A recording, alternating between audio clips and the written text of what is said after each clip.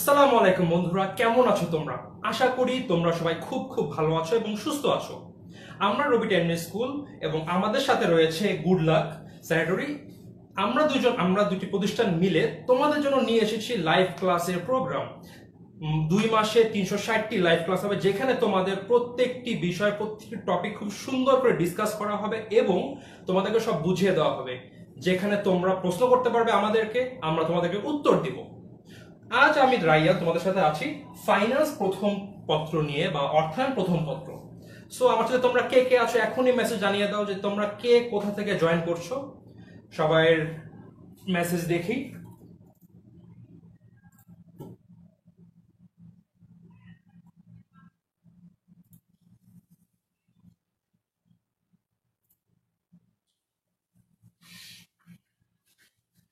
অনেকেই চলে এসেছে এ পর্যন্ত। আজকে আমাদের ফাইন্যান্স প্রথম পত্রের আলোচ্য বিষয় হবে অধ্যায় 1 এবং অধ্যায় 2, যেটি হলো অর্থায়নের সূচনা এবং আর্থিক বাজারের আইনগত দিকসমূহ। অর্থায়নের সূচনার অধ্যায়ের মধ্যে আমরা পড়ব যে অর্থায়ন কি, এর ক্রমবিকাশ, অর্থায়নের প্রকারভেদ, এর বিভিন্ন নীতিসমূহ।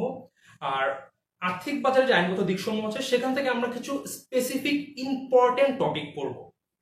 চলো আমরা শুরু করতে পারি।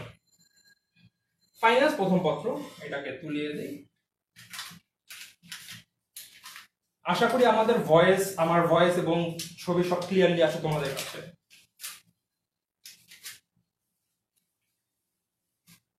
সো অর্থায়ন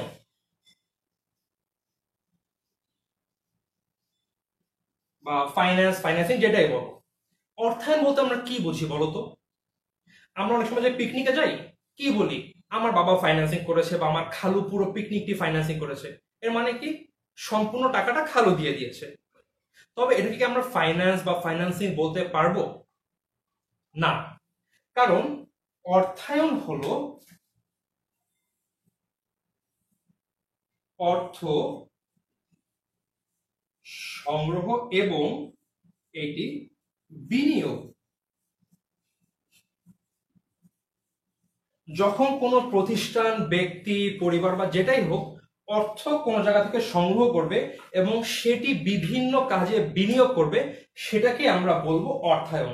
সো শুধু টাকা পেলাম অর্থায়ন হবে না, বা টাকা আছে কোথাও বিনিয়োগ করলাম সেটা অর্থায়ন হবে না। হ্যাঁ, এটি অর্থায়ন হতে পারে, টাকা আমার কাছে আছে, সো টাকা তো আমি আমার নিজের ফান্ড থেকে সংগ্রহ করেছি, সো সেটাকে আমরা অর্থায়ন বলতে পারি। তবে শুধুমাত্র টাকা সংগ্রহ এবং শুধুমাত্র টাকা বিনিয়োগ করলে সেটাকে আমরা অর্থায়ন বলতে পারবো না। অর্থায়ন তখনই হবে যখন টাকাটি কোথা থেকে সংগ্রহ করা হবে এবং সেটি বিনিয়োগ করা হবে। সো তোমরা আশা করি বুঝতে পেরেছো অর্থায়নের কাকে বলে বা কখন অর্থায়নটি সংগঠিত হবে। সো আমাকে বলো তো, যেহেতু অর্থায়ন এত গুরুত্বপূর্ণ একটা জিনিস, প্রতি ব্যবসায় প্রতিষ্ঠানের প্রয়োজন, সো ব্যবসায়ের জীবনী শক্তি কাকে বলা হবে বলো তো? ব্যবসায় জীবনী শক্তি কাকে বলা হতে পারে? যেহেতু আমরা অর্থায়নের চ্যাপ্টার পড়ছি, স্বাভাবিকভাবে উত্তর হবে অর্থায়ন, তাই না? আমরা কিন্তু পরীক্ষাটা চিন্তা করি যে আচ্ছা এই চ্যাপ্টারে প্রশ্নটা আসছে, তাহলে এই চ্যাপ্টার টপিক কি? অর্থায়ন, তাহলে অর্থায়নই হবে। অ্যান্সার হচ্ছিল অর্থায়ন। এটা যখন অপশনে লিখবা, স্যার সুন্দর করে গোল করে কেটে দিবে।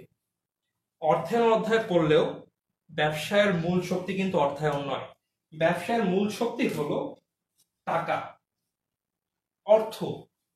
এটা একটু মাথায় রাখবা, কারণ অনেক সময় এমসিকিউতে আসে যে ব্যবসায়ের বা কোনো প্রতিষ্ঠানের মূল চালিকা শক্তি কি? সেটি হবে জীবনী শক্তি কি? সেটা হবে অর্থ। সো আই গেস অর্থায়ন এবং কাকে বলে বুঝে গিয়েছো, এবং ব্যবসার জীবনী শক্তি কি অর্থ, এটাও তোমাদের এখন মনে থাকবে, কারণ মাথায় রাখবা টাকা আছে, জীবনী শক্তি, টাকা। ঠিক আছে, এইবার আমরা অর্থায়ন সম্পর্কে ধারণা পেলাম। এইবার আমরা আমাদের অর্থায়নের যে ক্রমবিকাশ সেই সম্পর্কে আলোচনা করি।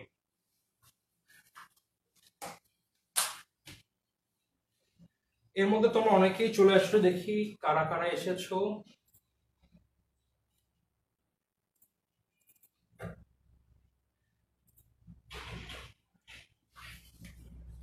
সো আমাদের কথা হচ্ছিল এখন অর্থায়নের ক্রমবিকাশ। 1900 সালের আগে, অর্থাৎ 1900 শতকে, মানে 1801 সাল থেকে 1900 সালের আগ পর্যন্ত শেষের দিকে অর্থায়ন একটি আলাদা বিষয় হিসেবে পরিচিত পায় বা আলাদা একটি মর্যাদা পায় ব্যবসা প্রতিষ্ঠানে। তার আগে এই ফাইন্যান্সিং কে খুব বেশি গুরুত্ব দেওয়া হতো না। প্রথমে আমরা যদি কথা বলি, আচ্ছা এটা আমরা আগে মুছে দেই, তারপরে ডিসকাস করলে সুবিধা হবে আমাদের জন্য। জীবনী শক্তি চলে গেল, টাকাও সরে গেল।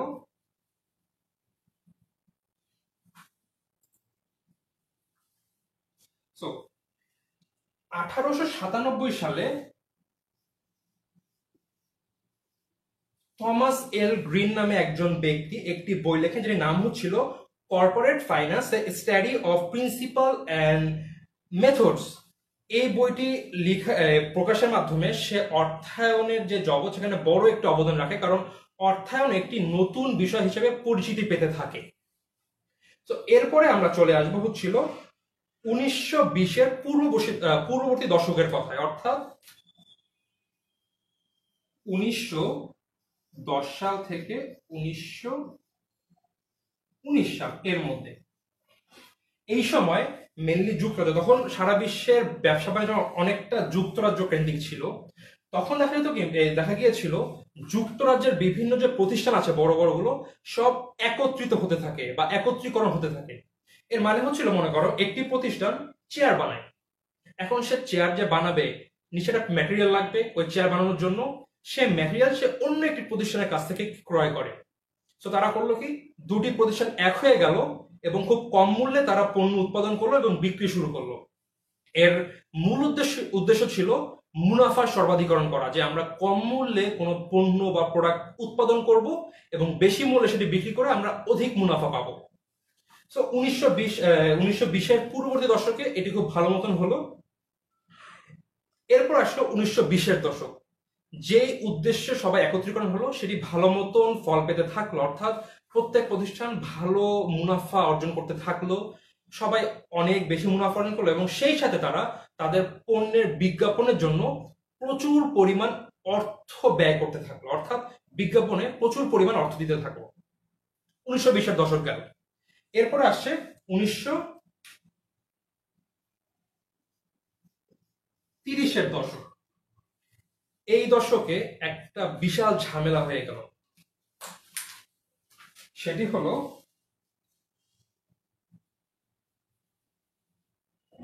1929 সালের 29শে অক্টোবর। 1929 সালে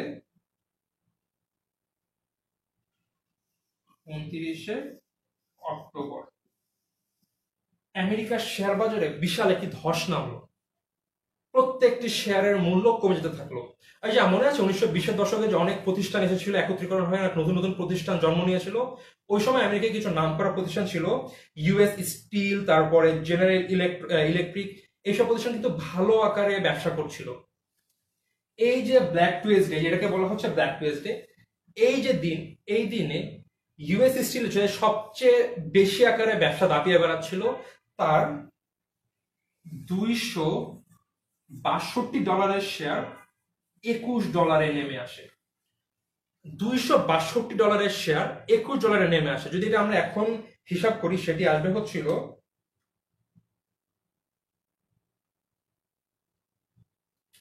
মানে বাংলাদেশি টাকায় ছিল 22,270 টাকার শেয়ার নেমে আসে 1,785 টাকায়। বুঝতে পারছো কিভাবে শেয়ার মার্কেট ফল করেছিল? প্রত্যেকটি শেয়ার মার্কেট এরকম ফল করেছিল এবং আমেরিকায় তখন যে বেকারত্বের হার 2.5% থেকে 25%-এ পৌঁছে যায় এই অবস্থায়। সো এই 1929 সালে বিশাল একটি ধস নামে শেয়ার মার্কেটে এবং এরই প্রেক্ষিতে 1933 সালে যে শেয়ার মার্কেটে সব রক্ষা করার জন্য নতুন আইন পাস হয়, যে সেটাকে বলা হচ্ছে সিকিউরিটিজ অ্যান্ড এক্সচেঞ্জ কমিশন আইন। 1933 সালে পাস হয়। তারপর আসলে 1940-এর দশক, সেই সময় দ্বিতীয় বিশ্বযুদ্ধ শুরু হয় এবং প্রত্যেক কোম্পানি তার যেরকম চাচ্ছিল আগে থেকে ব্যাক করতে, সেটা পাচ্ছিল না, কজ সারা বিশ্বে যুদ্ধ লেগেছিল। সে তখন মানুষরা মেনলি বিভিন্ন কোম্পানি যে বড় ব্যাগ, খাবার দাবার বা এইসবের প্রতি একটু বেশি ঝুঁকে পড়ে, যে কিভাবে এইসব বিক্রি করে মুনাফা করা যায়, বা যুদ্ধের সময় আলটিমেটলি মানুষের যেগুলো প্রয়োজন পড়ে বেশি সেগুলোর দিকে। এরপরে আসছে 1950-এর দশক। এই সময় অর্থায়নের দৃষ্টিভঙ্গি চেঞ্জ হয়। অর্থায়নের দৃষ্টিভঙ্গি কি? আগে ছিল, অর্থায়নের দৃষ্টিভঙ্গি ছিল মুনাফা সর্বাধিকরণ, অর্থাৎ প্রতিষ্ঠানের মুনাফা বাড়াবে। সেটি পরিবর্তন আসে। সেটি কখন আসে? 1960-এর দশকে। 1960-এর দশকে সম্পূর্ণ দৃষ্টিভঙ্গির একটি বিরাট পরিবর্তন আসে। এই সময় কি কি হয়? 1960-এর দশকে আমরা দেখতে পাবো আধুনিক অর্থায়নের সূচনা হয়। তখন মানুষ চিন্তা করতে থাকে, ঠিক আছে, আমরা এখন সম্পদ সর্বাধিকরণের দিকে যাব। আগে আমরা করতাম মুনাফা সর্বাধিকরণ, অর্থাৎ আমাদের প্রোডাক্ট যে আছে সেগুলো সর্বোচ্চ মুনাফা রাখবো একটি প্রোডাক্টে। এখন আমরা চিন্তা চেঞ্জ করলাম, না, আমাদের প্রতিষ্ঠানের যে সম্পদ আছে সেটি বাড়াবো। তো মাঝে মধ্যে প্রশ্ন আসে যে আধুনিক অর্থায়নের সূচনা হয় কোন দশকে? 1960-এর দশকে। এই সময় আরো কিছু হয়। 1958 সালে ম্যাডেগ্লিন একটি ধারণা দেয়, সেটা ছিল ঋণ নীতির ধারণা। এবং 1961 সালে মিলার আরেকটি ধারণা দেয়, সেটা ছিল লভ্যাংশ নীতি ধারণা। এটা মনে রাখবে কেমনে? 1958-61 ম্যাডেগ্লিন নামটা বড়, সে থাকবে উপরে, মিলার নাম ছোট নিচে থাকবে। আর দেখো, তুমি যদি ঋণ না নাও ব্যবসা করবা কেমনে? আর ব্যবসা না করলে তোমার লভ্যাংশ কেমনে হবে? সো 1958 সালে তুমি ঋণ নিলা মনে রাখার জন্য, আর 1961 সালে সেটাকে ব্যবসা করে তুমি লভ্যাংশ নিয়েছো। এবং নীতিগুলো কে দিয়েছে? ম্যাডেগ্লিন এবং মিলার। ম্যাডেগ্লিন নাম বড়, সে উপরে থাকবে, মিলার নাম ছোট, সে নিচে থাকবে।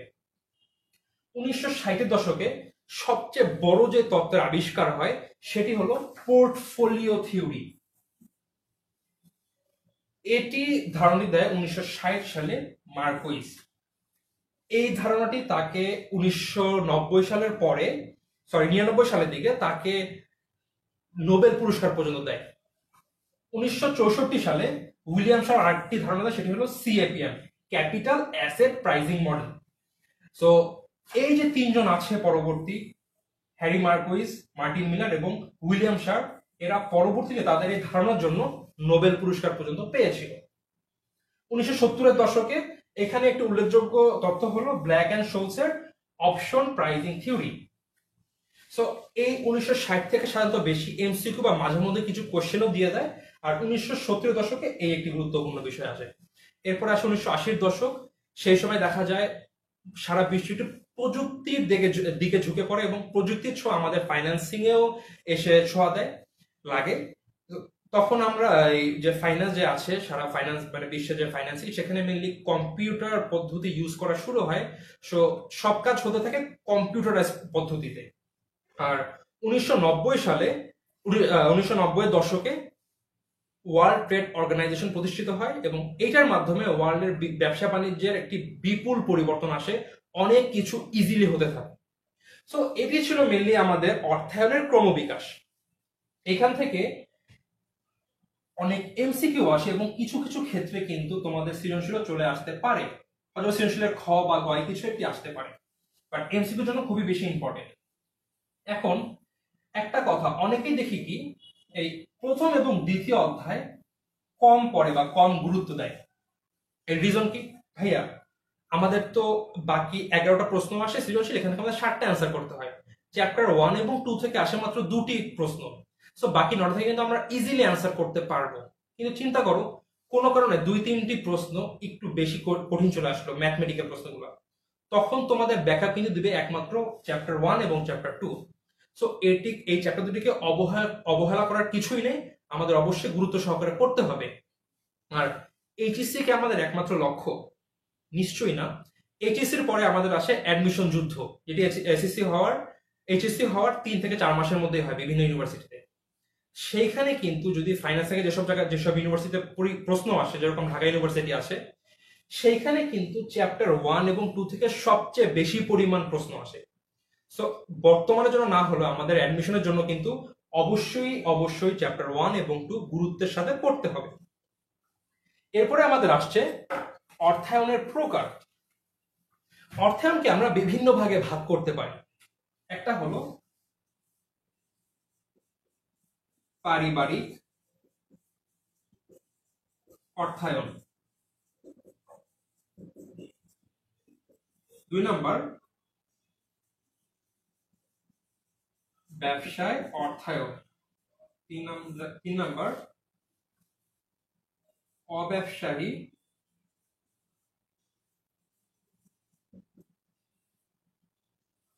প্রতিষ্ঠানের অর্থায়ন। এরপরে হচ্ছিল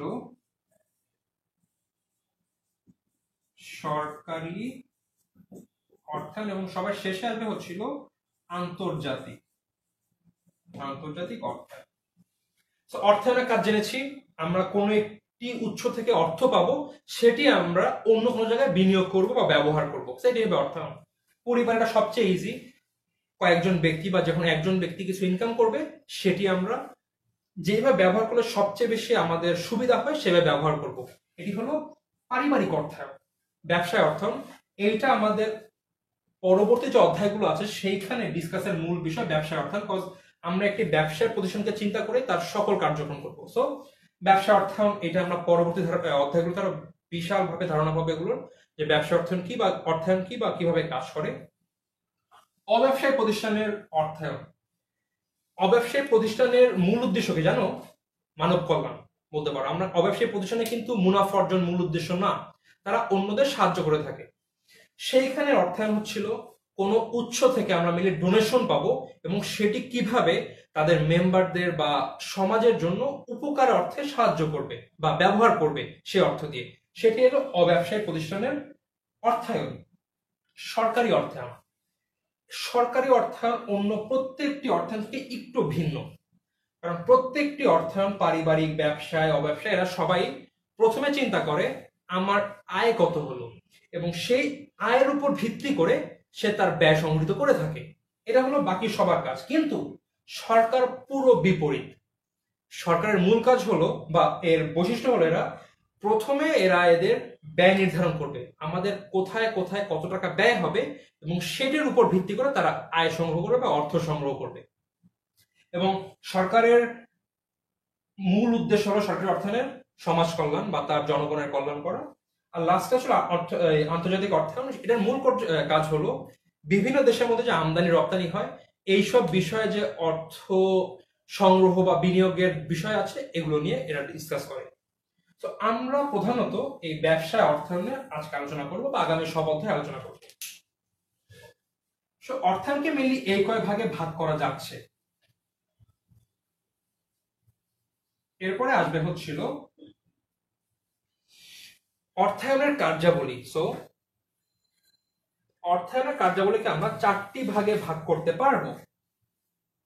একে আছে মূলধন সংগ্রহ,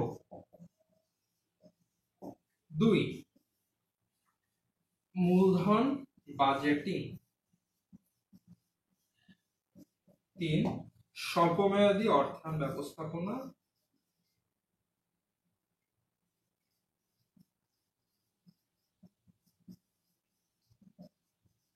4 স্বল্পমেয়াদী সম্পদ অর্থ ব্যবস্থাপনা, এবং লাস্টে হলো আমাদের মুনাফা নীতি বা আমরা কিভাবে মুনাফা আলটিমেটলি ভাগ করছি, এটাকে বলা হয়েছে বইয়ে তহবিল বন্টন। আচ্ছা, তহবিল বন্টন। সো অর্থায়নের প্রথম এবং প্রধান কাজ হলো মূলধন সংগ্রহ করা। আমরা কি বলেছি? এটা ছিল ফাইন্যান্স, অর্থ সংগ্রহ হবে এবং সেটি বিনিয়োগ হবে।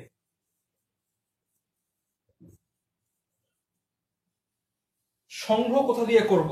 যদি আমি অর্থ না পাই আমার কি পরবর্তী যে ধাপগুলো আছে সেগুলো কি আমার ভালো মতন হবে? নিশ্চয়ই না। তো মূলধন সংগ্রহ ছিল অর্থায়নের সর্বপ্রথম এবং সবচেয়ে গুরুত্বপূর্ণ কাজ, যে আমি কোন উৎস থেকে মূলধন সংগ্রহ করব। এখন জাস্ট এটা চিন্তা করলে হবে না কোথা থেকে সংগ্রহ করব, আমার বিভিন্ন বিষয় ডিসকাস করতে হবে যে বা বের করতে হবে যে কোন উৎস থেকে অর্থ সংগ্রহ করা আমার জন্য লাভজনক হবে। সো এর জন্য আমাদের আগামীতে চ্যাপ্টার আছে, পুরো আলাদা চ্যাপ্টার, সেখানে আমরা জানতে পারবো। সো এটুকু মাথায় রাখি যে অর্থায়নের প্রথম কাজ হলো মূলধন সংগ্রহ। পরবর্তী কাজ মূলধন বাজেটিং। মূলধন বাজেটিং কি?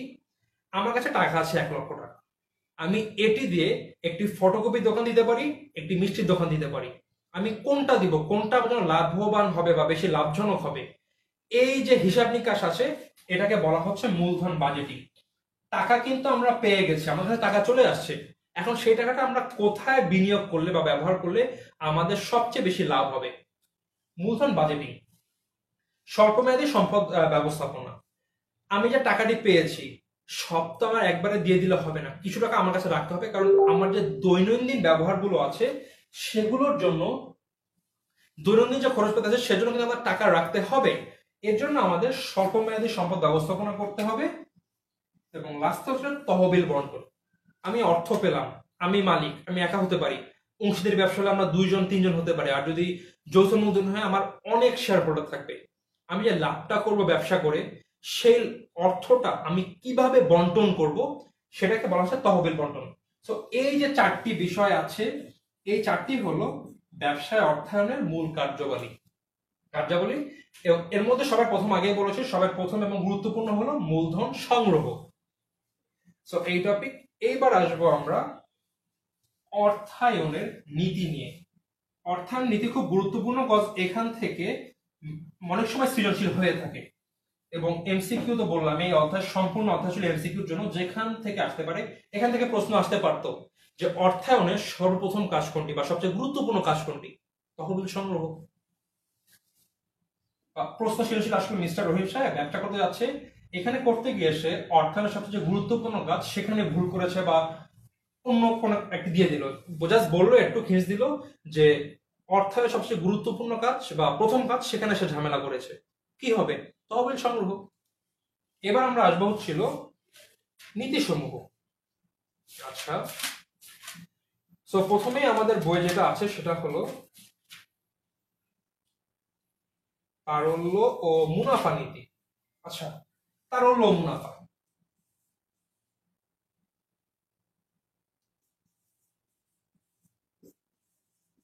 তারল্য ও মুনাফা নীতি। আচ্ছা, এটার কাজ কি? আমার কাছে মনে করো ধরলাম 1 লক্ষ টাকা আছে। সো এই টাকাটা আমি কি করব? আমার কাছে, আমি একটা ছোট একটি মুদি দোকান চালাই, আমার কাছে 1 লক্ষ টাকা আছে। আমি কি সব টাকা অন্য পণ্য কেনার জন্য মানে সব দিয়ে দিব, নাকি আমার কাছে কিছু টাকা রাখবো বলতো? নিশ্চয়ই কিছু টাকা রাখতে হবে না, কারণ আমার কিন্তু দোকান ভাড়া দিতে হবে, আমার 2 জন কর্মচারী আছে, তাদেরকে বেতন দিতে হবে, লাইট বিদ্যুৎ খরচ আছে, আরো বিভিন্ন আনুষঙ্গিক বিভিন্ন খরচের জন্য কিন্তু আমার কাছে কিছু টাকা রাখতে হবে। বা অনেক সময় আমার কোনো গুরুত্বপূর্ণ প্রয়োজন হতে পারবে, তখন কিন্তু আমার টাকা লাগবে। এটা আমি কোথায় পাবো? এই যে আমার এই মাসের শুরুতে 1 লক্ষ টাকা আছে, সেখান থেকে কিছু টাকা আমি রেখে দিব। আমি ধরে নিলাম রেখে দিলাম হচ্ছিল 40,000 টাকা রেখে দিলাম। আচ্ছা, এটাকে আমি তারল্য হিসাবে লিখি, তাহলে তোমাদের বুঝতে সুবিধা হবে। এটা হলো তারল্য। এই যে টাকাটি রাখবো আমার কাছে বিভিন্ন প্রয়োজন মেটাতে, আমার যে মাসিক দোকানের ভাড়া আছে বা আমার কর্মচারী বেতন আছে, এই অর্থকে বলা হবে তারল্য, এই 40,000। সো বাকি থাকছে আমার 60,000 টাকা।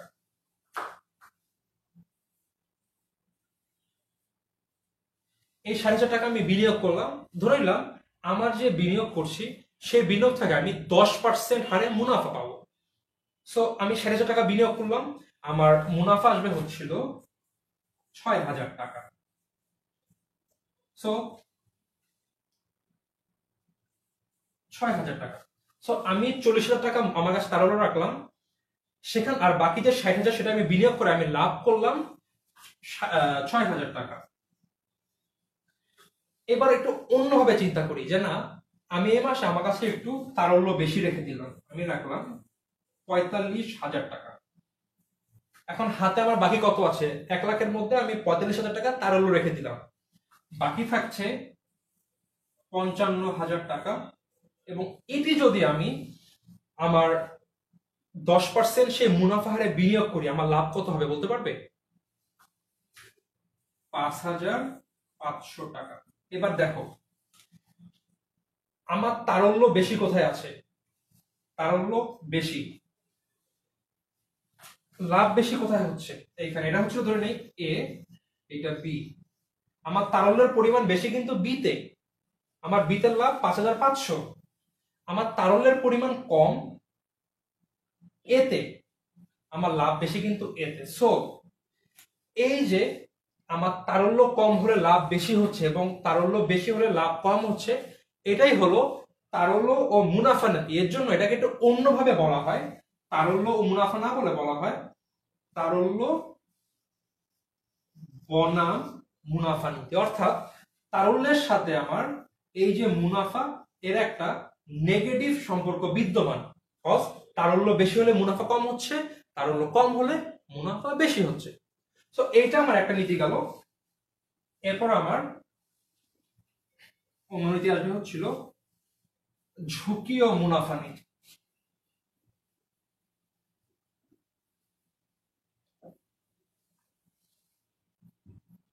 ঝুঁকি ও মুনাফা। সো আমি আবার ধরে নিই আমার কাছে 1,00,000 টাকা আছে।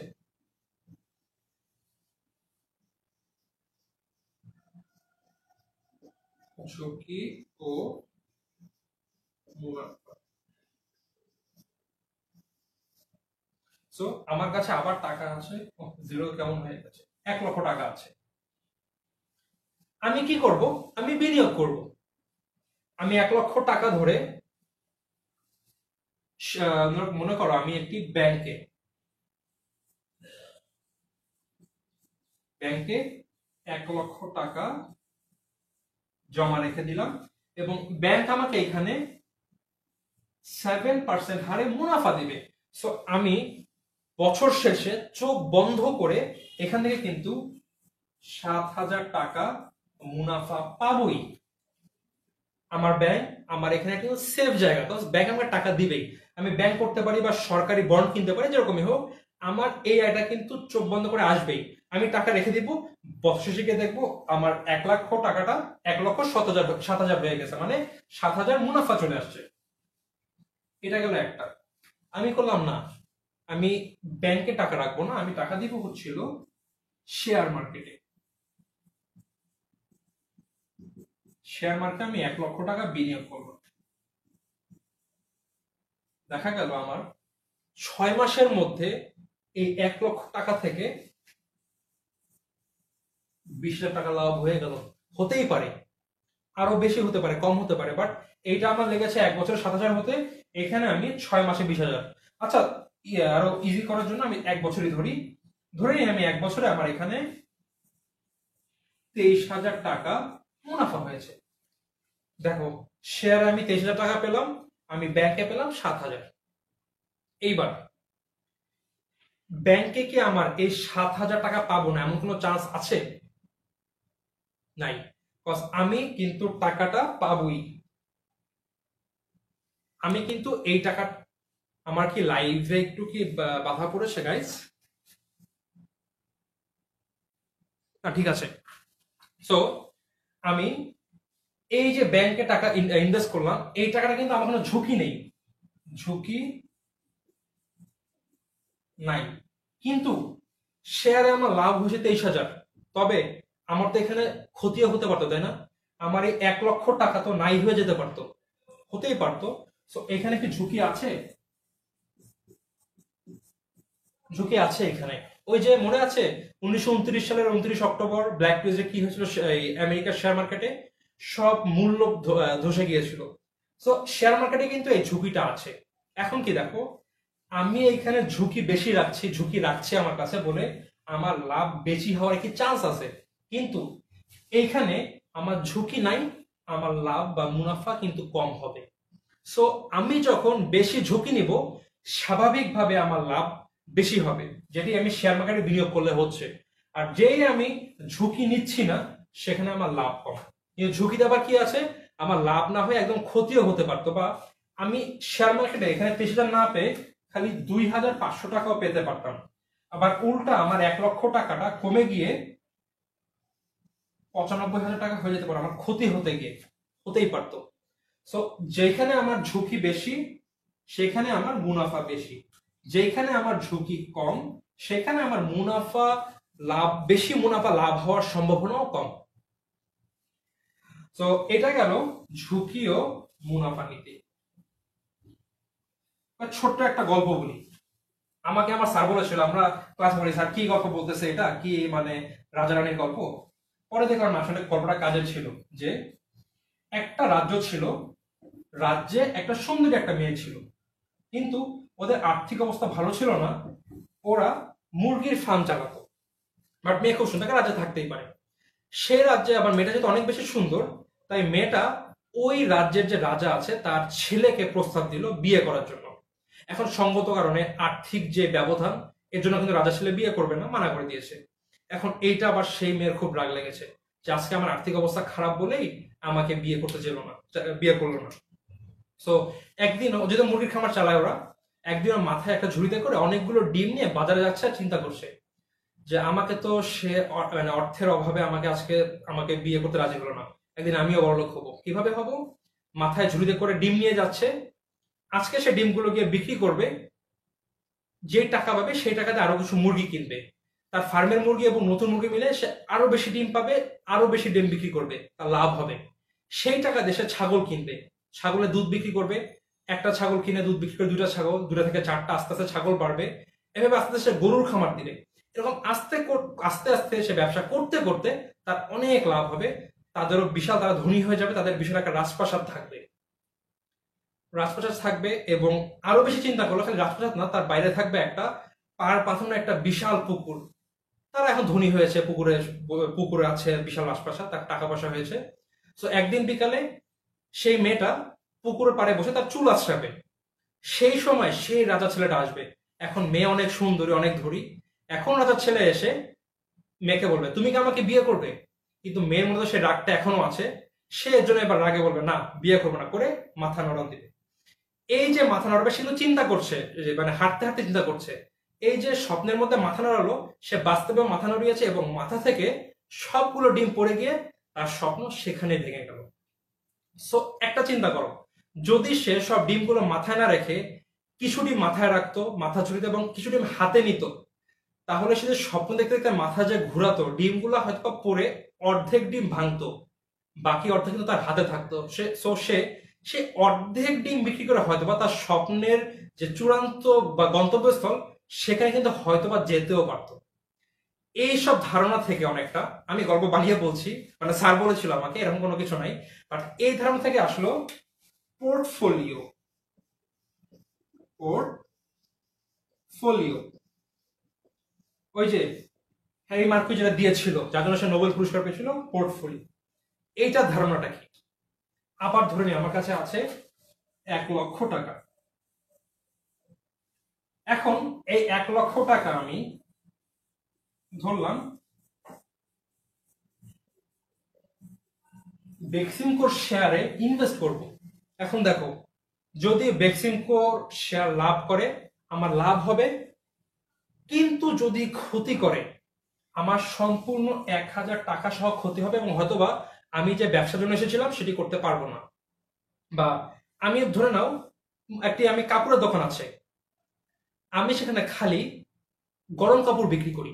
সো কি হবে, সেটি কিন্তু আমি শীতের সময় ঠিকই সে মোটা সোয়েটার বিক্রি করতে পারবো, কিন্তু গরমের সময় কিন্তু এটা হবে না। এই পোর্টফোলিও নীতি অনুযায়ী আমি 1,00,000 টাকা 1,00,000 ভাবে না দিয়ে 25,000 টাকা দিব হচ্ছিল, মনে করো এস আলম গ্রুপে ইনভেস্ট করব 25,000, বেক্সিমকোতে, এবং বাকি 50,000 এসিআই কোম্পানিতে। সো কি হবে দেখো, এখন এইখানে আমার যদি বেক্সিমকো প্রতিষ্ঠান লসও করে, এমন তো না বাকি সবাই লস করবে, একটা প্রতিষ্ঠান করেছে, এখানে কিন্তু আমার লাভ হওয়ার চান্স আছে, এখানে লাভ হওয়ার চান্স আছে। বা ধরলাম বেক্সিমকো লস করলো, এসিআও লস করলো, বাট এস আলম তো আছে, আমি এখানে সেটা শেয়ার ইনভেস্ট করেছিলাম। সো এই পোর্টফোলিও নীতি অনুযায়ী আমি আমার বিনিয়োগ যে করব একটি খাতে করব না, একাধিক খাতে করব। এতে কি হবে, ধরে নিলাম আমি 3টি খাতে করলাম, এ বি সি, আমার একটাতে বা দুইটাতে ক্ষতি হলেও আমি অন্যটাতে যে লাভ হবে সেই লাভ দিয়ে কিন্তু আমি আমার ক্ষতিটি পুষিয়ে ফেলতে পারবো। সো আলটিমেটলি আমার অনেক বেশি ক্ষতি হচ্ছে না। বাট যখন আমি আলটিমেটলি মাত্র একটা কোম্পানিতে ইনভেস্ট করব, লাভ হলে লাভ হবে আর ক্ষতি হলে সম্পূর্ণ ক্ষতি হবে। সো এই ধারণা অনুযায়ী আসছে পোর্টফোলিও নীতি বা পোর্টফোলিও বৈচিত্র্যায়নের নীতি, যার মাধ্যমে আমরা আমাদের বিনিয়োগকে একটি জায়গায় বিনিয়োগ না করে একাধিক খাতে বিনিয়োগ করব। আমি যে মাত্র বললাম যে আমি গরম কাপড় বিক্রি করছি, একটা আমার কাপড়ের দোকান আছে, তাই না?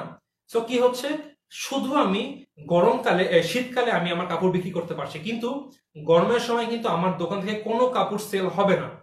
বা চিন্তা করো, আমি আমার দোকানে গরম কাপড়ও রাখলাম, সুতি টি শার্টও রাখলাম, শার্টও রাখলাম, সাথে পাঞ্জাবিও রাখলাম, কি হবে? গরমের সময় টি শার্ট বা শার্ট বিক্রি হবে, শীতের সময় সোয়েটার বিক্রি হবে, আর ঈদ পর্বণে কিন্তু আমার পাঞ্জাবি বিক্রি হবে। সো সারা বছর কিন্তু আমার একটা লাভের উপরে থাকবো আমি, এবং আমাদের সার্বিক ক্ষতি একটা খাতে বিনিয়োগ করে যেটি হতো তার থেকে অনেক পরিমাণে কমে আসবে। সো এটি হলো পোর্টফোলিও বৈচিত্র্যায়নের নীতি। এই যে তিনটি নীতি, ঝুঁকি ও মুনাফা, তারল্য বনাম মুনাফা এবং পোর্টফোলিও নীতি, এই তিনটি নীতি আমাদের এই অধ্যায়ের অন্যতম গুরুত্বপূর্ণ বিষয়, কারণ এরকম বিভিন্ন হিন্টস দিয়ে বলে দেয় যে সেই ব্যক্তি এই কোম্পানিতে বিনিয়োগ করে ক্ষতি হলো, কিন্তু তার ভাই দুটি কোম্পানিতে বিনিয়োগ করলো, করে সে একটি কোম্পানিতে ক্ষতি হলো, অন্য কোম্পানির লাভ থেকে সে ক্ষতিটি পুষিয়ে নিল। তারা এখানে অর্থায়নের কোন নীতি ফলো করেছে? পোর্টফোলিও নীতি। এইভাবে করে তিনটা নীতি থেকে বিভিন্নভাবে প্রশ্ন আসতে পারে। সো এটা আমাদের মাথায় রাখতে হবে নীতিগুলো।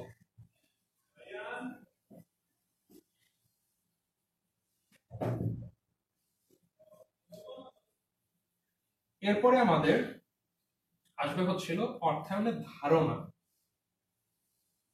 মনে আছে 1960-এর দশকে অর্থায়নের ধারণা যে পরিবর্তন আসে বিশাল একটা, সেটা কি হয়?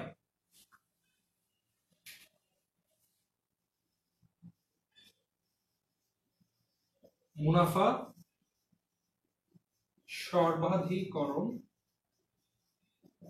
থেকে চলে আসে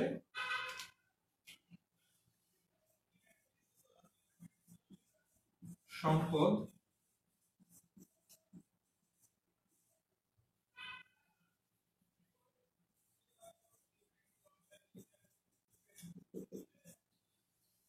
মুনাফা সর্বাধিকরণ থেকে চলে আসে না সম্পদ সর্বাধিকরণ।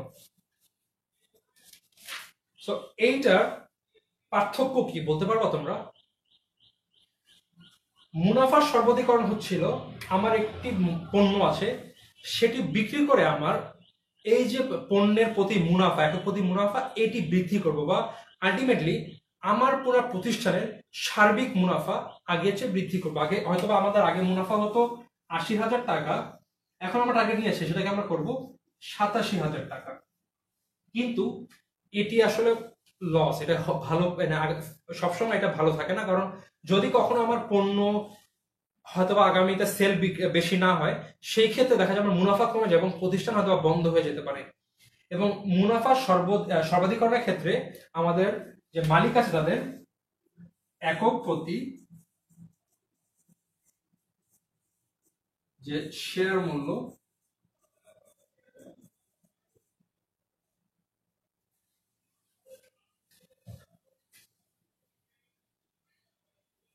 এখানে শেয়ার প্রতি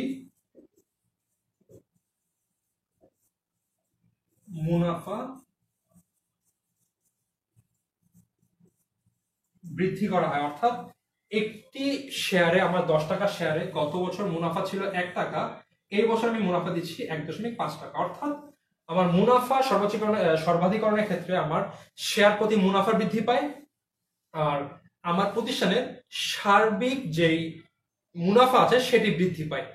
বাট এটি পরে যে বিভিন্ন অর্থনীতিবিদ আছে, অর্থনীতি এবং যারা ফাইন্যান্সের জগতে আছে, তারা চিন্তা করলো না, এটি ভুল ধারণা, এটি করা যাবে না, করতে হবে সম্পদ সর্বোচ্চকরণ বা সম্পদ সর্বাধিকরণ। এটি করলে কি হবে, আমার যে একক প্রতি শেয়ার আছে, একক প্রতি শেয়ারের মূল্য বৃদ্ধি। অর্থাৎ একটি শেয়ারের দাম ছিল সে শেয়ার 10 টাকা, এখন দাম হয়েছে 12 টাকা। এর ফলে কি হবে, যখন আমার আলটিমেটলি প্রতিষ্ঠানের সম্পদ বৃদ্ধি পাবে, তো বিভিন্ন যখন ক্ষতি হবে বা আমার পণ্য বাজার চলবে না, আমি কিন্তু আমার সম্পদের জন্য আমি আমার ব্যবসাটাকে সাস্টেন করতে পারবো। সো আলটিমেটলি এই সম্পদ সর্বোচ্চকরণ মুনাফা সর্বাধিকরণের চেয়ে বেশি ভালো ফল দেয়। এবং বর্তমানে যেসব প্রতিষ্ঠান আছে সবাই এই ধারণার অনুযায়ী চলে যে আমাদের যত সম্পদ আছে এটির পরিমাণ বৃদ্ধি করতে হবে, অর্থাৎ আমাদের যে একক প্রতি শেয়ার মূল্য সেটি বৃদ্ধি করতে হবে। তো বন্ধুরা, এই ছিল আমাদের অধ্যায় 1-এর বিভিন্ন টপিক। আচ্ছা, একটা জিনিস ভুলে গেছি, এটা বলি।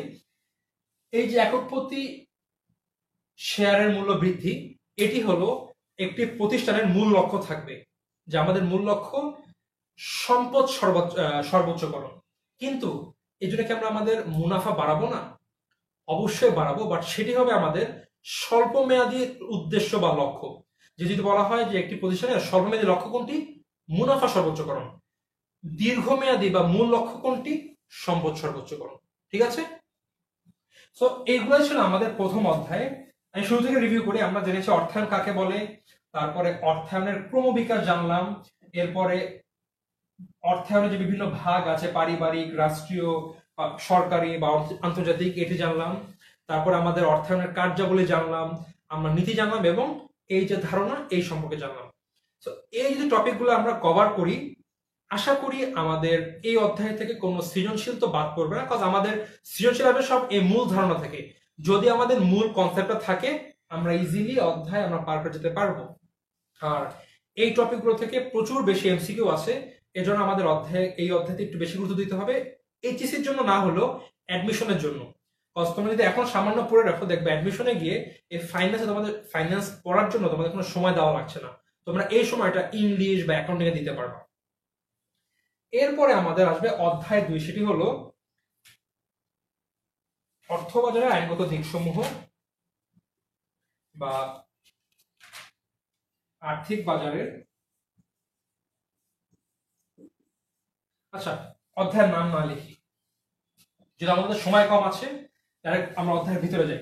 আর্থিক বাজার বা অর্থ বাজার।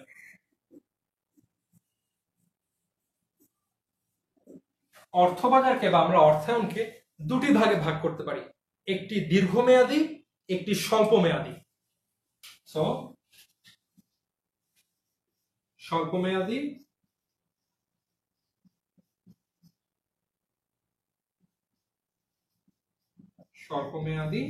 আর দীর্ঘমেয়াদী। এই স্বল্প মেয়াদী অর্থায়নকে আমরা বলছি হচ্ছিল মুদ্রা বাজার, এবং যে দীর্ঘমেয়াদী অর্থায়ন আছে সেটাকে আমরা বলছি হচ্ছিল পুঁজি বাজার। সো এটা মুদ্রা বাজার এবং এটি হলো পুঁজি বাজার। এখন এই স্বল্পমেয়াদী অর্থায়ন কোনটি হবে? যেসব অর্থায়নের মেয়াদ 1 বছরের কম, সেটাকে বলবো আমরা স্বল্পমেয়াদী। এবং যেটা ছিল 1 বছরের বেশি, সেটি হবে দীর্ঘমেয়াদী। এখন স্বল্পমেয়াদী অর্থায়ন যেটি আছে, এটিতে যে বাজারে আমাদের স্বল্পমেয়াদী অর্থায়ন বা করা হয় সেটিকে বলা হচ্ছে মুদ্রা বাজার, এবং যেখানে আমরা দীর্ঘমেয়াদী অর্থায়ন করা যায় সেটাকে বলা হচ্ছে পুঁজি বাজার। এখন আমরা এই বাজার ধরে আগাই, তাহলে আমাদের সুবিধা হবে। স্বল্পমেয়াদীর অর্থায়নের বাজার বেশি বড় না, এটা হচ্ছিল মেইনলি বিভিন্ন ব্যাংক বা বিভিন্ন যে আর্থিক প্রতিষ্ঠান আছে এরা। বিভিন্ন ব্যাংক বা আর্থিক প্রতিষ্ঠান সাধারণত 1 বছরের বেশি সময়ের জন্য অর্থ, লোন, ঋণ হিসাবে বা অন্য কোনোভাবে দিতে চায় না। তো এই যে মুদ্রা বাজার আছে, এটির সার্বিক দায়িত্ব থাকবে মুদ্রা বাজার 1 বছরের কম। 1 বছরের কম বলতে 1 বছর বা 1 বছরের কম, এবং এটির সার্বিক দায়িত্ব থাকবে হচ্ছিল আমাদের বাংলাদেশ ব্যাংক।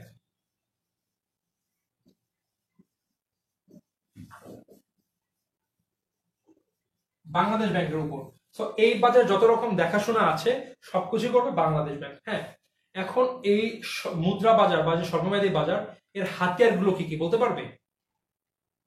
এর জন্য হতে পারে আমাদের ব্যাংক ড্রাফট বা যেটা ব্যাংক স্বীকৃতি পত্র আছে, ট্রেজারি বিল, বিনিময় বিল, এগুলো কিন্তু খুব কম সময়ের জন্য ইস্যু করা হয় এবং সাধারণত 1 বছরের কম সময়ের মধ্যে এই যে ইস্যু করা হয় আবার ফেরত নিয়ে নেওয়া হয়। সো এই যে বিষয়গুলো আছে এইগুলো আসবে সব মুদ্রা বাজারের মধ্যে। আমি আজ মুদ্রা বাজারে যে বিভিন্ন হাতিয়ার আছে এর মধ্যে যাবো না, কারণ আমাদের হাতে আর সময় খুব একটি বেশি নেই। এই মুদ্রা বাজারে যে হাতিয়ার গুলো আছে এগুলো তোমরা বাসায় পড়বে এবং তোমাদের বাসার পড়া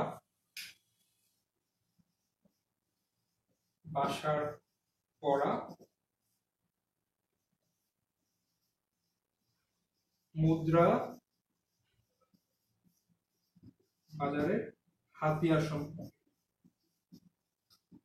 এগুলো তোমরা বাসায় একটু পড়ে নিবে। এবং আমি আগামীকালকে অর্থের সময় মূল্যের পরপর ব্যাক টু ব্যাক দুটি ক্লাস নিব। সেই ক্লাসের প্রথমে এসে আমি এখান থেকে তোমাদের প্রশ্ন করবো যে বলো তো ট্রেজারি বিল এটি কয়দিনের জন্য ইস্যু করা হতে, সাধারণত কয়দিনের জন্য ইস্যু করা হয় বা এর বৈশিষ্ট্য কি, ব্যাংক আজ্ঞাপত্র কিভাবে কাজ করে, এগুলো তোমরা বাসায় পড়বা।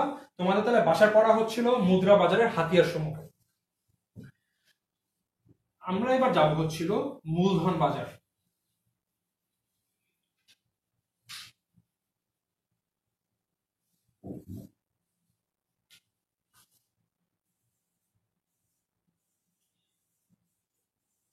মূলধন বাজার, এই বাজার এক নাম হচ্ছিল পুঁজি বাজার। এটাকে একটা পুঁজি বাজার বলে বলা হয় এবং এই বাজারের মেয়াদ যে হাতিয়ার গুলো আছে সেগুলো হলো শেয়ার, বন্ড, ডিবেঞ্চার। ডিবেঞ্চার আমি লিখলাম না কজ এটি বন্ডের মধ্যেই পড়ে। এটি দেখাশোনা করা হচ্ছিল BSEC, Bangladesh securities and exchange commission. একটা জিনিস মাথায় রাখবা, এই যে বানানটা Bangladesh securities and exchange commission, এটি ভালো মতন মাথায় রাখবা কজ বানানটি হলো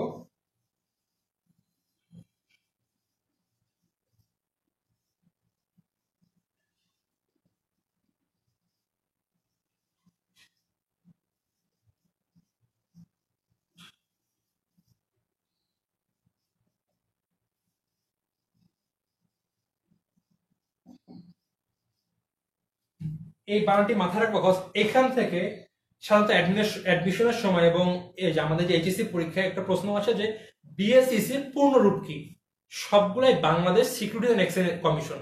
কি চেঞ্জ দেয়?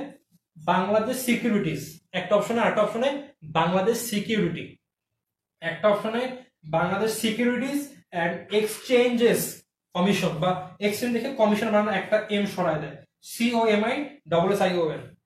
এরকম কিন্তু কনফিউজ করে, বাট মাথায় রাখবা সিকিউরিটিজ একাধিক সিকিউরিটি বিক্রি করা হয়, শেয়ার আছে, বন্ড আছে, ডিবেঞ্চার আছে, সিকিউরিটি হবে না। এগুলো কিন্তু এক একটি সিকিউরিটি, শেয়ার একটি সিকিউরিটি, বন্ড একটি সিকিউরিটি। বাট যেহেতু এই বাজারে একাধিক সিকিউরিটি আছে বা বিভিন্ন প্রকার সিকিউরিটি আছে তাই বলা হবে সিকিউরিটিজ অ্যান্ড এক্সচেঞ্জ। এক্সচেঞ্জের ভাই খাই এক্সচেঞ্জই হবে, অন্য কিছু আসবে না। এক্সচেঞ্জ আর কমিশন, COMMISSION। বানানটি ভালো মতো মাথায় রাখবা। সো মূলধন বাজার দেখাশোনা করে বিএসইসি বা Bangladesh securities and exchange commission, এটা বাংলাদেশের জন্য। বাট যদি এমনি বলা হয় যে মূলধন বাজার কে দেখাশোনা করে, SEC হবে, সিকিউরিটিজ অ্যান্ড এক্সচেঞ্জ কমিশন। এখন বাংলাদেশে করে বলে নাম বিএসইসি, যেই দেশে করবে সেই দেশে নিশ্চয়ই ওদের যে শেয়ার মার্কেটের যে মূল প্রতিষ্ঠান আছে তারা করবে। সো যদি খালি প্রশ্ন থাকে যে মূলধন বাজার এর অভিভাবককে, এসিসি। বাংলাদেশের মূলধন বাজার অভিভাবককে, বিএসইসি। সো এগুলো গেল। এখন এই বাজারকে আবার একটু ভাগে ভাগ করা যায়। মূলধন বাজারে মূলধন বাজার হচ্ছিল একটা ইকুইটি বাজার,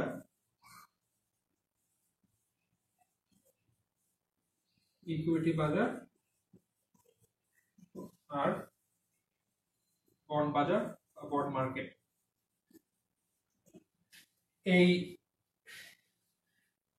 ইকুইটি বাজার, এখানে মেনলি হচ্ছিল শেয়ার বিক্রি করা হয়, আর বন্ড বাজার হচ্ছিল বন্ড বা ডিবেঞ্চার। দুইটি কিন্তু অলমোস্ট সেম, বাট পার্থক্য কি বলতো?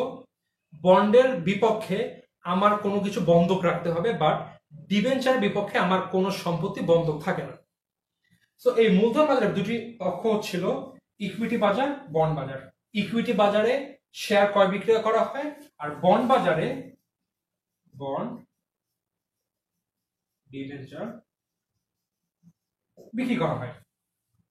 এটি যেসব দেশে ইকোনমি খুব বেশি ভালো বা এই মূলধন বাজার খুব বেশি সুগঠিত, ওই দেশে ইকুইটি বাজার আলাদা আছে, বন্ড বাজার আলাদা আছে। তবে বাংলাদেশ, আমাদের দেশ বা আমাদের দেশের মধ্যে যাদের ইকোনমি অতটা শক্তিশালী না, এখনো হয়ে পারেনি, সেসব দেশে মূলত একটি বাজার, সেটি হলো ইকুইটি বাজার বা শেয়ার বাজার থাকে।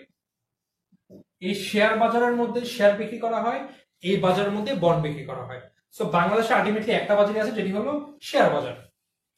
এখন আমাদের দেশে যখন কোনো শেয়ার বা বন্ড ছাড়া হয়, তখন কিভাবে ছাড়া হয়?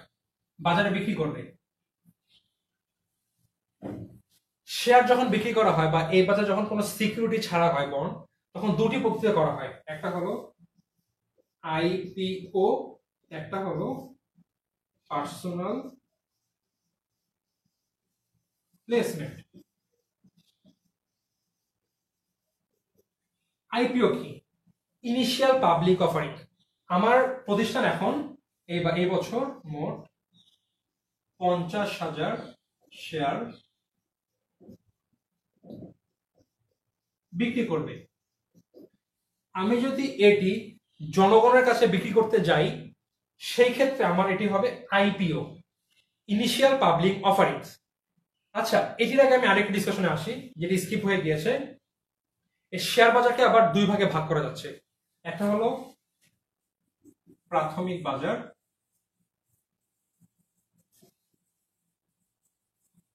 একটা হলো সেকেন্ডারি বাজার। প্রাথমিক বাজার কোনটা? যেই বাজারে প্রথমবারের মতো শেয়ার বা বন্ড বিক্রি করা হচ্ছে।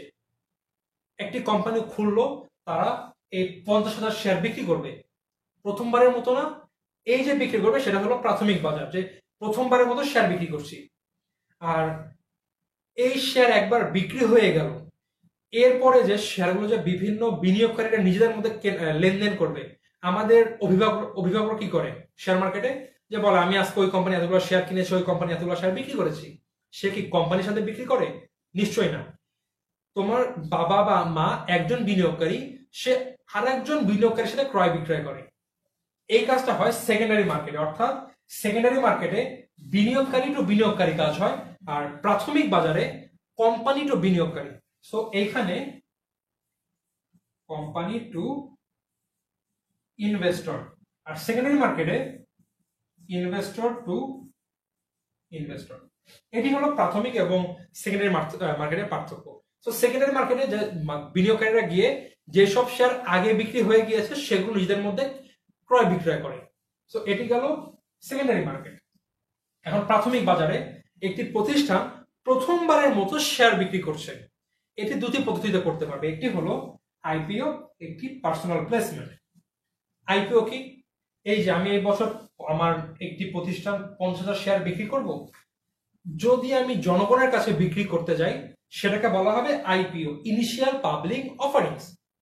আর যদি এমন হলো না, আমি জনগণের কাছে বিক্রি করব না, আমার মার্কেটে বা আমার যে অন্যান্য প্রতিষ্ঠান আছে, আমি হয়তো বা একটি ব্যাংক,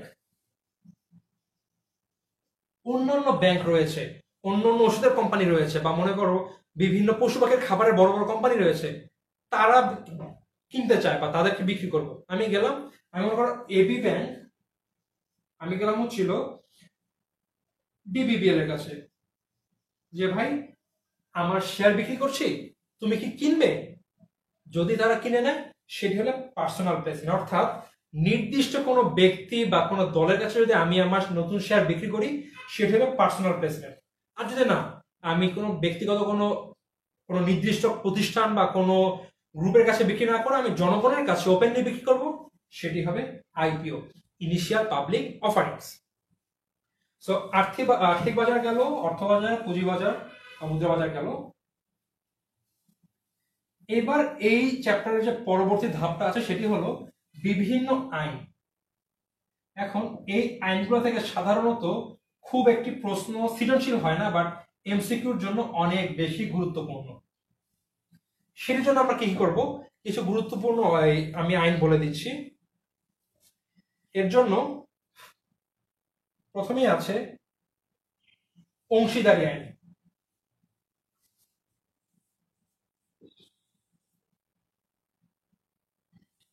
অংশীদারি আইন 1932 সালে। এটা এই আইনগুলো একটু মনে রাখবা, কজ এগুলো আসে অনেক বেশি। ব্যবসায় প্রতিষ্ঠান আইন, বা এখানে কি দেওয়া আছে, বাণিজ্যিক প্রতিষ্ঠান বা কোম্পানি আইন।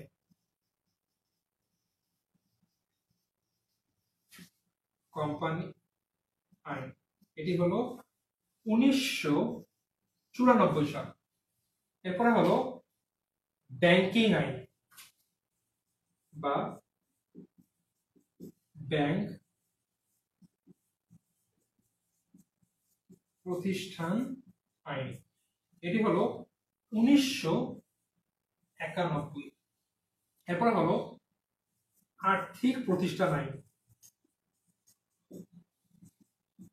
এটা ছিল 1993। এখন অংশীদারি আইন বুঝলাম, অংশীদারি ব্যবসার জন্য আইন। কোম্পানি আইন, এটা মাথায় রাখা ইজি। তবে ব্যাংক আইন এবং আর্থিক প্রতিষ্ঠান আইন এটি আমরা একটু ভুলিয়ে ফেলি। হ্যাঁ, ব্যাংক আইন কোনগুলো? বিভিন্ন ব্যাংক, আমাদের বেসিক ব্যাংক আছে, প্রাইম ব্যাংক আছে, ডাচ বাংলা ব্যাংক আছে।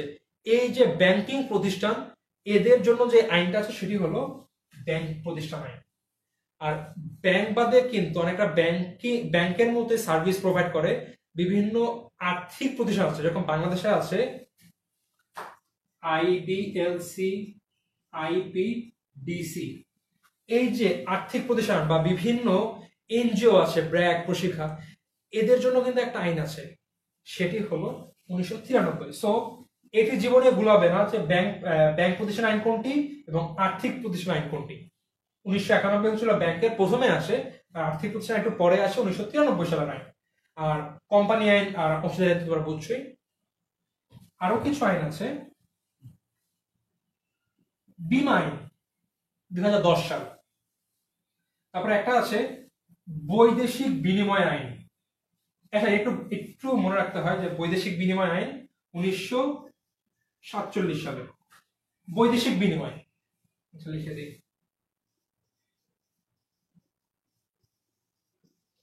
বৈদেশিক বিনিময় 1947 সাল। এটা মনে রাখলাম তোমরা জানো, 1947 সালে যখন আমাদের পাক উপমহাদেশ যেটা আছে, উপমহাদেশ যে ব্রিটিশদের হাত থেকে আমরা স্বাধীনতা লাভ করি, এর আগে তো আমরা লেনদেন করতে পারতাম না বাইরের দেশের সাথে। 47 সালে আমরা স্বাধীনতা পাই, এরপর আমরা লেনদেন শুরু করি অন্য দেশের সাথে। তো তখনই আমাদের আলটিমেটলি বৈদেশিক বিনিময় আইনটি প্রয়োজন হয়, তখন আমরা এটি বানাই। এটা আমার মনে রাখার প্রসেস, এটা কিন্তু ওইভাবে আসেনি। আমি চিন্তা করতাম যে 47 সালে আমাদের উপমহাদেশ স্বাধীন হয়েছে, তো তখনই আমাদের এই বৈদেশিক বিনিময়, যেহেতু তখন তো আমরা আগে তো করতে পারতাম 1947 সালের আগে, কারণ তখন সব ব্রিটিশ শাসকরা এসে গড়ে যেত। তো আমরা যখন স্বাধীনতা লাভ করি, এরপরে আমরা নিজেরা বৈদেশিক বিভিন্ন লেনদেন করি, তখন আমাদের এই বৈদেশিক বিনিময়ের আইনটি প্রয়োজন হয়, 1947 সালের আইনটি হয়। বীমা আইন আছে 2010 সালের। এবং আর একটি আছে, সেটি হলো আমাদের মানি লন্ডারিং প্রতিরোধ আইন। মানি লন্ডারিং প্রতিরোধ আইন। এই আইনটি হলো 2002 সাল। আচ্ছা, মানি লন্ডারিং কি, এখান থেকে প্রশ্ন আসে। বিভিন্ন অবৈধ উপায়ে যে অর্থ অনেকে ইনকাম করে বা ইনকাম করার পরে সেটা ট্যাক্স দেয় না, এই যে টাকাটি, এটা কিন্তু আলটিমেটলি অবৈধ বা ব্ল্যাক মানি হয়ে যায়। সো এই কাজ থেকে যারা মানুষ না করতে পারে এইভাবে অবৈধ ইনকাম বা টাকা যেন অবৈধ ব্ল্যাক মানি না রাখতে পারে, তার জন্য এই আইনটি দেওয়া হয়েছে, মানি লন্ডারিং আইন। এটির 3টি স্টেপ আছে, একটা মানে একটি মানি লন্ডারিং এর 3টি স্টেপ। প্রথমে ছিল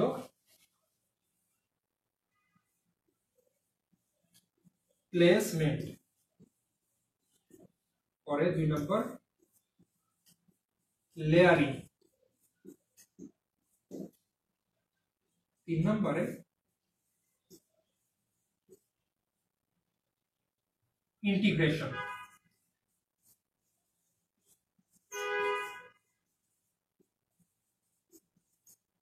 এই সিকোয়েন্সটা মাথায় রাখতে হবে, এটা কিন্তু উল্টাপাল্টা দিলে হবে না। প্রথমে প্লেসমেন্ট, প্লেসমেন্ট থেকে লেয়ারিং, লেয়ারিং থেকে ইন্টিগ্রেশন। প্লেসমেন্ট কি? ধরে নিলাম আমি অবৈধ উপায় কিছু টাকা আয় করলাম, সেই টাকাটা আমি প্রথমবারের জন্য যেইখানে রাখবো সেটি হবে প্লেসমেন্ট। হতে পারে একটা ব্যাংকে রাখলাম, হতে পারে সেটা একটা গাড়ি কিনে ফেললাম, একটি জমি কিনতে পারি, একটি ফ্ল্যাট কিনতে পারি, বা আমি শেয়ার মার্কেটে বিনিয়োগ করতে পারি। এই যে টাকাটি আমি অবৈধ টাকাটি প্রথমে যেখানে ইনভেস্ট করলাম বা রাখলাম সেটি হলো প্লেসমেন্ট। এরপর টাকা তো রাখলেই হবে না, এনবিআর তো দেখবে ভাই তুমি এই টাকাটা পাইলা কোন জায়গা দিয়ে, কোথা থেকে আসলো। এই যে টাকাটা আছে বিভিন্ন কঠোর হিসাব নিকাশ আছে অনেকভাবে, যারা সাধারণত যে আমাদের চার্টার্ড অ্যাকাউন্টেন্ট আছে তারা ইজিলি বুঝতে পারে বিষয়টা, যে এই একটি টাকাকে বিভিন্ন হিসাব নিকাশের মাধ্যমে যে বৈধ বানানো হয়, এটিকে বলা হয় লেয়ারিং। যে আমি গাড়িটা কিনলাম, আমি টাকাটা পেলাম কই? আমার ওই শেয়ার থেকে আমি লাভ করেছি 10 লক্ষ টাকা, আমি দেখালাম 11 লাখ টাকা লাভ করেছি। আমি ওইখানে কিছু জমি রেখেছিলাম, বিক্রি করলাম, ভুয়া জমি, কোনো ভুয়া দলিল বানালাম। এই যে বিভিন্ন হিসাব নিকাশ করে আমি কি অবৈধ টাকাকে আমি বৈধটা করলাম, সেটা হলো লেয়ারিং। অর্থাৎ বিভিন্ন হিসাব নিকাশের মাধ্যমে এই যে টাকাটি আছে বিভিন্ন ভাগ ভাগ করে বৈধ বানালাম। খালি বাংলা তো হবে না, সেটাকে আমি আবার অন্য কোথাও ইনভেস্ট করে টাকাটিকে পুরো ফ্রেশ বানিয়ে ফেললাম। এই যে প্রসেস, এটাকে বলা হচ্ছে ইন্টিগ্রেশন। অর্থাৎ মানি লন্ডারিং এ প্রথমে টাকাটি কোথাও রাখলাম, ফার্স্ট অফ অল প্লেসমেন্ট, সেই টাকাটিকে কিভাবে পেয়েছি বিভিন্ন হিসাব নিকাশের মাধ্যমে এটি বের করা হচ্ছিল লেয়ারিং, এবং শেষ পর্যন্ত সেই টাকাটি আবার আমাদের যে ইকোনমি সাইকেল আছে ওর মধ্যে দেওয়াতে বা বিভিন্ন জায়গায় বিনিয়োগ করে সে সম্পূর্ণ টাকাকে একবারে পুরো বৈধ করে ফেলাকে বলা হয় ইন্টিগ্রেশন। এখন এই যে পদ্ধতি, এই যে মানি লন্ডারিং, এটাকে অবশ্যই ভালো পদ্ধতি বা ভালো কোনো কাজ?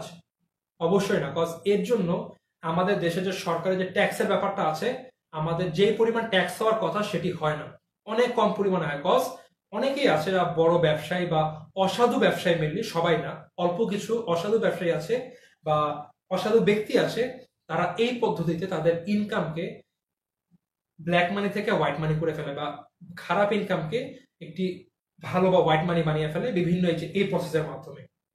এটিকে বন্ধের জন্য সরকার 2002 সালে মানি লন্ডারিং আইনটি দেয়, এবং এটির মাধ্যমে যদি কেউ ধরা পড়ে কি কোন প্রসেসে কি কি সাজা দেওয়া হবে সেটি বলা আছে। এবং এখানে তো জেল হয়, এবং যে পরিমাণ টাকার মানি লন্ডারিং করা হয় সাধারণত তার ডবল পরিমাণ টাকা তাকে জরিমানা দিতে হয়। এবং এখানে একটি প্রশ্ন আসে, মানি লন্ডারিং এর জন্য যদি কোনো আসামি কারাদণ্ড প্রাপ্ত হয় সেটি কি জামিনযোগ্য কিনা? প্রত্যেক আসামির জন্য কিন্তু জামিনের ব্যবস্থা থাকে, কিছু কিছু ক্ষেত্র বাদে। এই মানি লন্ডারিং ক্ষেত্রে যদি কাউকে জেল দেওয়া হয় সেটি অজামিনযোগ্য। সো এটি অজামিনযোগ্য।